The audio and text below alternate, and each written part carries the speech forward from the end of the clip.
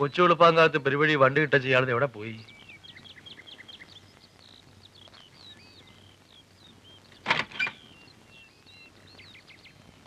Johnny,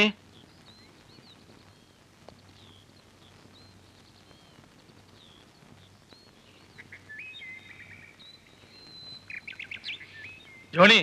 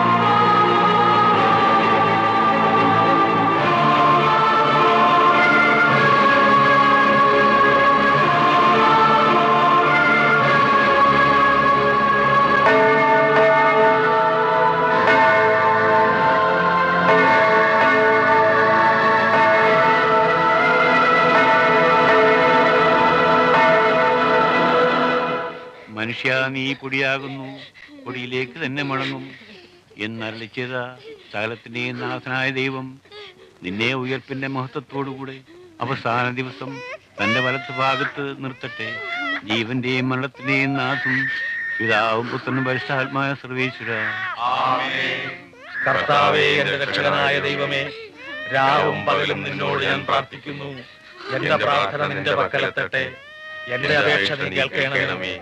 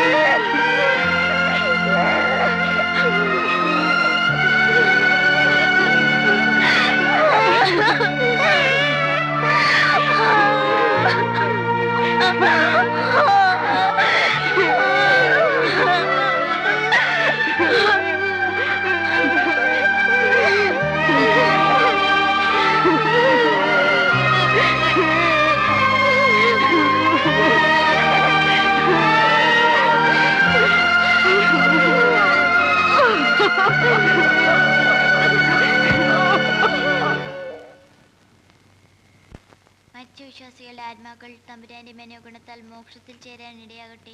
Isho മിശിഹായ കർത്താവിന്റെ തിരുവിലാവിലെ ചോരയെക്കുറിച്ച് മരിച്ച ആത്മാക്കളുടെ മേൽ കൃപയായിരിക്കണമേ. സ്വർഗസ്ഥനായ ഞങ്ങളുടെ പിതാവേ, അങ്ങയുടെ നാമം പൂജിതമാകണമേ. അങ്ങയുടെ രാജ്യം വരണമേ. അങ്ങയുടെ തിരുമനസ്സ് സ്വർഗ്ഗത്തെ പോലെ ഭൂമിയിലുമാകണമേ. അന്നു വേണ്ട ആഹാരം എന്നും ഞങ്ങൾക്ക് തരണമേ. ഞങ്ങളോട് തെറ്റ് ചെയ്യുന്നവരോട് ഞങ്ങൾ ക്ഷമിക്കുന്നത് പോലെ ഞങ്ങളുടെ തെറ്റിന് ഞങ്ങളോട് ക്ഷമിക്കണമേ. തിന്മയിൽ നിന്ന് ഞങ്ങളെ രക്ഷിച്ചുകൊള്ളണമേ.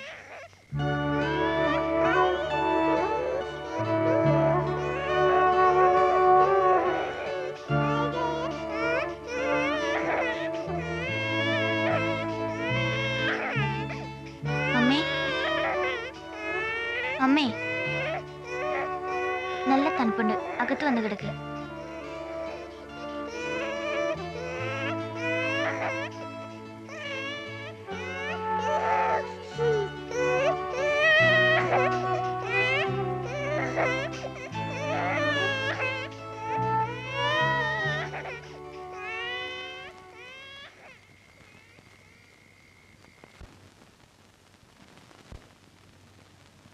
യോഹന്നാന്റെ സുവിശേഷം. ആദിയിൽ വചനമുണ്ടായിരുന്നു, വചനം ദൈവത്തോടുകൂടെയായിരുന്നു, വചനം ദൈവമായിരുന്നു, അവൻ ആദിയിൽ ദൈവത്തോടുകൂടെയായിരുന്നു. സമസ്തവും അവനിലൂടെ ഉണ്ടായി, ഒന്നും അവനെ കൂടാതെ ഉണ്ടായിട്ടില്ല. അവനിൽ ജീവൻ ഉണ്ടായിരുന്നു, ആ ജീവൻ മനുഷ്യരുടെ വെളിച്ചമായിരുന്നു. ആ വെളിച്ചം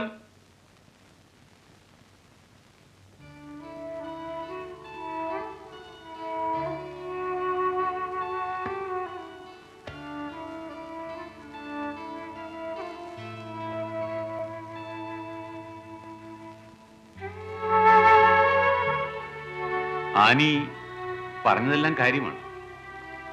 പക്ഷേ അതിന് വ്യക്തമായ ഒരു പരിഹാരം നിർദ്ദേശിക്കാൻ എനിക്ക് കഴിയുന്നില്ല. അച്ഛൻ പറഞ്ഞ പോലെ എനിക്കും പെട്ടെന്നൊന്നും തോന്നുന്നില്ല. ഏതായാലും ആന വിഷമിക്കണ്ട, സമയമുണ്ടല്ലോ. സമയം ഇക്കഴിഞ്ഞ ഒരാഴ്ച മുഴുവൻ ഞാൻ ആലോചിക്കുകയായിരുന്നു. എന്റെ മരണശേഷം എന്റെ കുഞ്ഞുങ്ങൾ അനാഥരായി വഴിയിൽ അലയരുത്.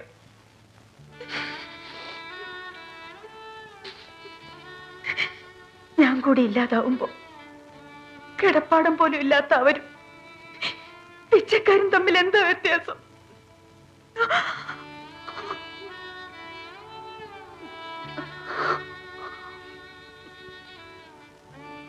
ആഹാരം, കിടപ്പാടം, വിദ്യാഭ്യാസം, സ്നേഹം, ഇതൊക്കെ അവർക്ക് കൊടുക്കാൻ പറ്റിയ ആരെങ്കിലും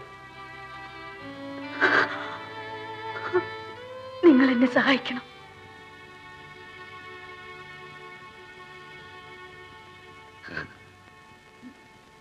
ഞങ്ങളൊന്ന് ആലോചിക്കട്ടെ. ആനി പൊയ്ക്കൊള്ളൂ.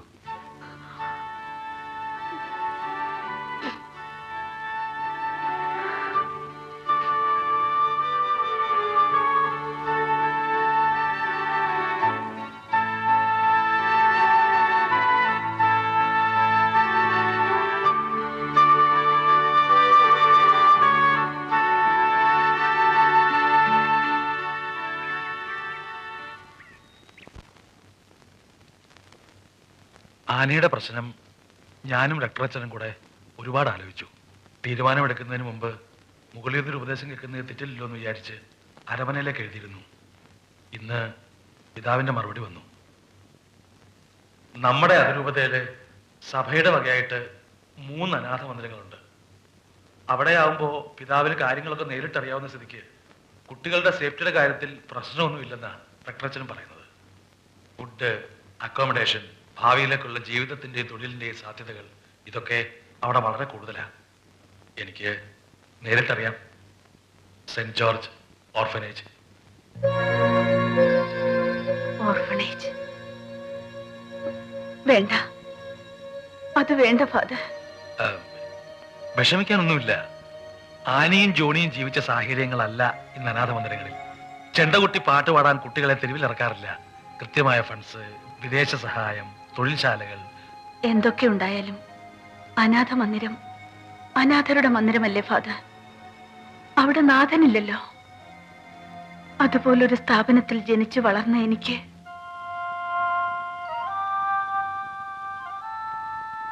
കൃത്യമായി 3 നേരം ആഹാരം, ചിലപ്പോ അത് 2 നേരം,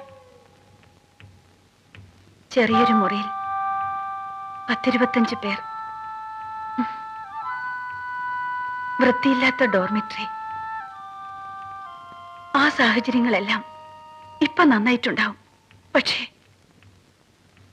സ്നേഹം നൽകാൻ ആരുമില്ല, സുഹൃത്ത് ബന്ധങ്ങളില്ല, ഭാവിയിലോട്ടൊന്ന് ഓർമ്മിച്ചു വെക്കാൻ വേരുകളൊന്നുമില്ല.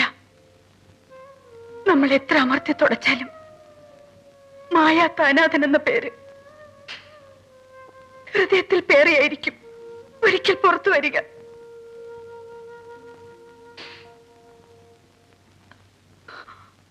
ഫാദറിന് ഒരുപാട് ബന്ധങ്ങളൊക്കെ ഉള്ളതല്ലേ? എന്റെ കുഞ്ഞുങ്ങളെ ഓരോ വീടുകളിൽ എത്തിക്കാൻ പറ്റുമോ?